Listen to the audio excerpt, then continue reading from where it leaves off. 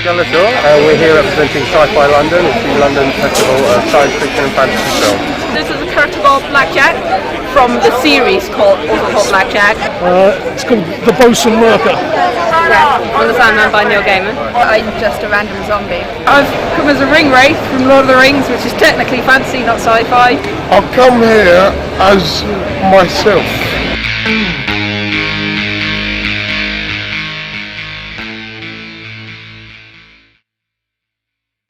This is where it would take me, wandering down South Bank in London with Boba Fett, a stormtrooper, and the human army force from Stargate. Little did I know that when entering the world of people's obsessions, I would not only find followers, but people that were fully committed to reenacting a fantasy life rather than their own. Hearing about a group of friends that were into dressing up as various superheroes, which gave them the title of cosplayer, I went in to meet them at a local comic book store. They were raising money for the Make-A-Wish Foundation. As a group, they called themselves the Heroes Alliance. Free Comic Book Day happens one day a year in May.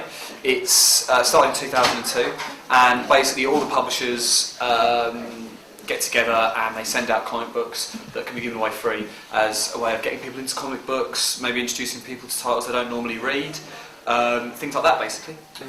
We're here today to sort of promote the Free Comic Book Day for Orbital Comics, and we're also here to raise money for the Make-A-Wish Foundation. We're with sort of a charity thing that's called the Heroes Alliance UK, and we do various different events to raise money for the Make-A-Wish. Okay.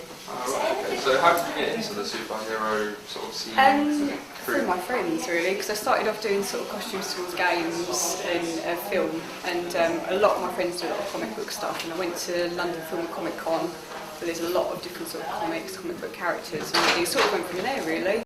I was around my friend's house one day and they had lots of Marvel films, and so I just began watching them, so I was like, I really wanted to find out more about the characters, and so I came here and then I bought like a million and read them all, and found my favourite character was Deadpool. So that's why I'm dressed up as him now. That's your character today. I never really got to do much trick-or-treating as a kid, and that sort of piqued my interest when I got to, about 15, 16.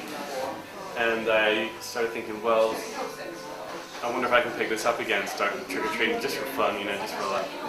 How much does it branch out into the other parts of your life? It's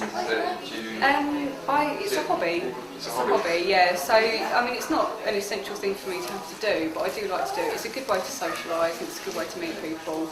I mean, if you all share the same interests, you want to do this with each other. We've been speaking to some of the characters that dress up, Cosplayers? Cosplayers, Yeah. That's right. Do you get involved in any of that? Or? Absolutely not. No. No. I used to be very cynical about cosplayers, but having met a lot of cosplayers at events and stuff like that, it's just good fun. They, they have a great time. They go to a convention, they dress up, they see their friends, and it's good fun for people that come into the shop and stuff as well.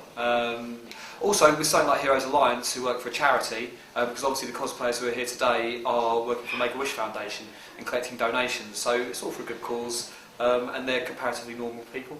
So there's not, it's not like you're dealing with, shattering nerds. They're just nice people who get dressing up.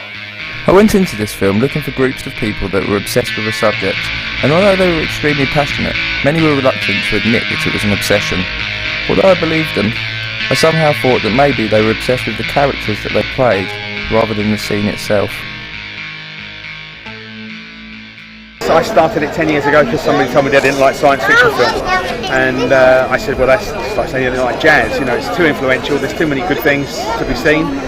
You don't have to like Star Trek or Star Wars, but there's fantastic films out there like Fahrenheit 451 and La Jetée and so on. And so I'll put a festival on, come see those kind of films. So that's kind of where we started. I had enjoyed meeting with some of the heroes, villains and mutants at the Sci-Fi Parade and the comic book store, and whilst I had thought they may have begun this journey into a world of fantasy through misfortune and perhaps loneliness in their day-to-day lives, it seemed clear that even though quirky and occasionally a little misunderstood, they had made a life that was interesting and diverse, and in most cases made some pretty good friends along the way.